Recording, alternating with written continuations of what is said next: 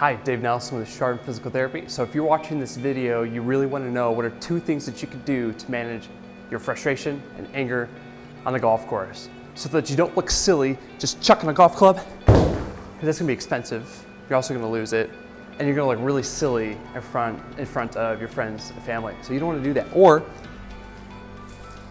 the good old slamming the putter down into the ground, that also will be super expensive to replace.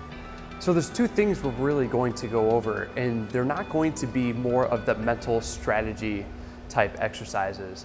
We do have a bonus video that we'll get into meditation that's going to be really helpful. But what I'm trying to present to you is something actionable that you could do on the course. The mental strategies and what they talk about in the literature is really going to highlight how are you talking to yourself in your head. And really that technique is be the kindest caddy that you could possibly be and give yourself all those encouraging words. But what can you actually do actionable to make a difference? And so the 2 categories that we're going to go is what happens if you actually have a bad shot? What happens if you have a great hole? So we're going to go with the bad shot first. So instead of chucking the club or making a fool of yourself out there, what you have to do is develop a tick. That tick is, for me personally, it's been developed from other resources that I found out there. It is my first finger and my middle finger actually make contact with my nail of my thumb to the pad of my finger, and I will squeeze 3 times, and then I also take 3 deep breaths in a row. That action actually resets my body, and I'm allowed to forget what just happened and move on to the next shot. So I will do that with both hands and do the breathing technique and then move on.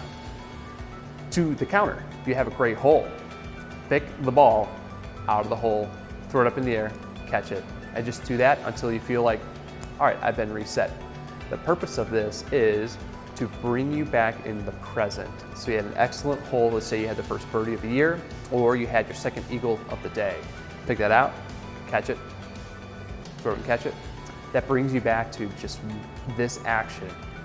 So it keeps you in the present. Then when you go to tee up for the next hole, you're focused on that shot because you've already trained yourself to kind of let the success that just happened kind of past you and move on to the next hole.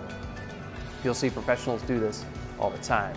If you want to take this a step further, what I would recommend is start practicing this beyond the golf game. So let's say you have a desk job and you have an excellent phone call. So the best thing, maybe it wasn't a hole-in-one, but it was pretty close.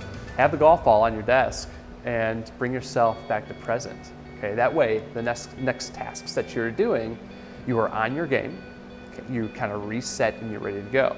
Let's say you have a bad phone call. Boom, practice your ticks. You have the fingers here, the breathing technique, and again, reset your body. So if you practice this outside of the golf game, when you translate it to the golf game, it's be really successful. If you have kids, absolutely practice this one. This is hugely helpful. You'll notice that the amount of yelling that you do will become substantially less. The amount of anger and frustration that you feel will calm down a lot quicker. Give that a try, see if it's helpful for you. I hope you get a chance to practice this, and I hope that you found this meaningful. If you need any more advice or have questions that you'd like to share, please feel free to reach out anytime. It's dave@chardonpt.com or any of the social media platforms. You're more than welcome to reach out. Thank you very much. Have a fantastic day.